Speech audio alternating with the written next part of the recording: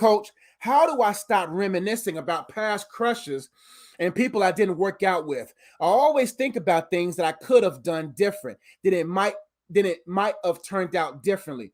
A great question. So the thing is, never be crushed by a crush. All right. And sometimes the reason why we were crushed is because we rushed. That's why we got crushed, right? The goal in life is to learn from past experiences. It's to learn from them so that you can earn from them. You hear me say that many times, right? The reason why we reminisce is because we're still living in the midst of a memory. Memories are the devil's or is one of the devil's top tactics against us, because he knows that significant moments create significant memories, and significant memories create significant momentum, and significant momentum can lead to insignificant things happening in a person's life.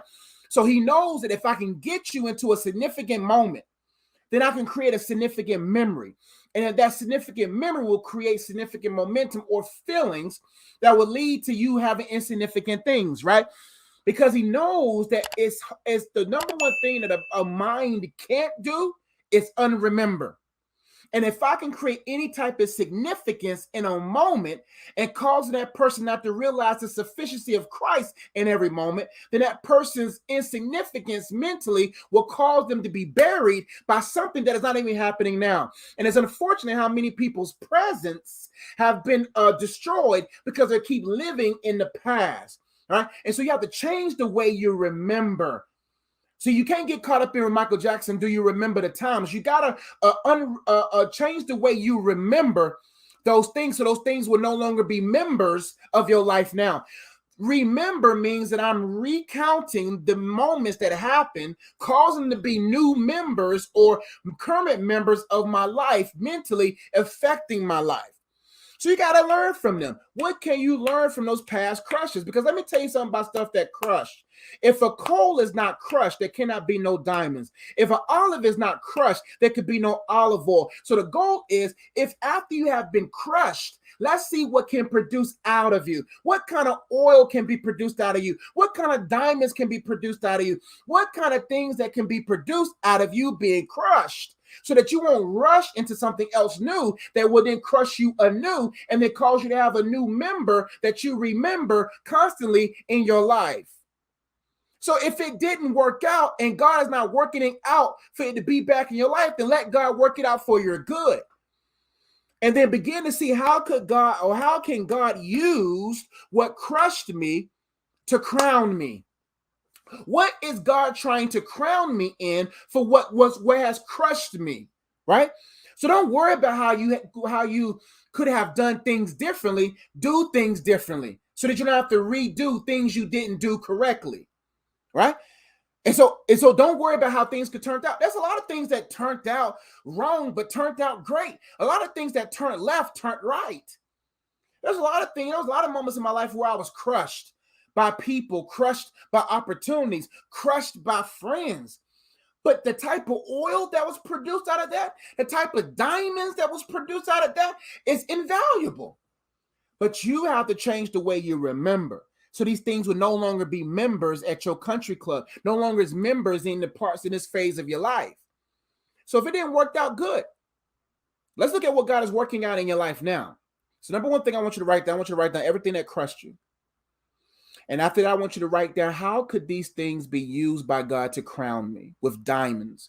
And how could this thing produce the oil out of me? If I didn't see, I am more appreciative of my bad days than I am of my good days. I am more appreciative because the oil of patience, the oil of resiliency, the oil of understanding, the diamonds of character, the diamonds of understanding that was produced out of that, you can't measure that. Good times can't produce that.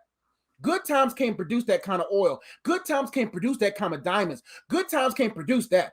It's the tough times. That's why the Bible says count it all joy when you go through various trials. Trials or trial periods gives you a taste of what it is that you're going to have in time. And so when you have that trial period of tough seasons, then you will know that when you go through a similar season again, you will be more strengthened within to navigate it again, right? So that's what that is for. Because you know that the testing of your faith Because faith is a muscle. Your faith has to be strengthened in order for you to be faithful. Your faith has to be full in order for you to be faithful, right? So that you know that testing your faith produces patience. Everything significant in life requires patience, because the only reason why you were crushed is because you were rushed or you rushed, right? And so many of us are allowing the pressure of the world to rush us, or we allow our pressures on internally, time ticking clocks for women, all these different things to rush us into things that we are not strong enough. You have to have understanding to stand under certain things.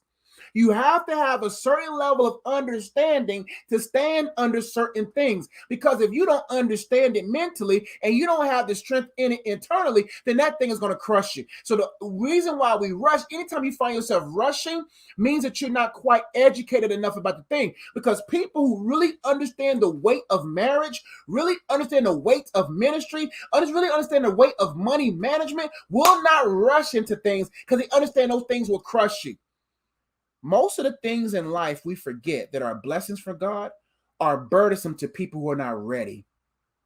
Right? So your readiness will determine your ability to hold.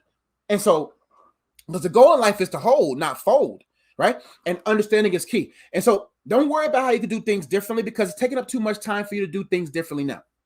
So what can you learn from it? How could this thing be producing oil in you? How could this thing be producing diamonds in you? Because I promise you, this tough season is going to ensure that you last many seasons.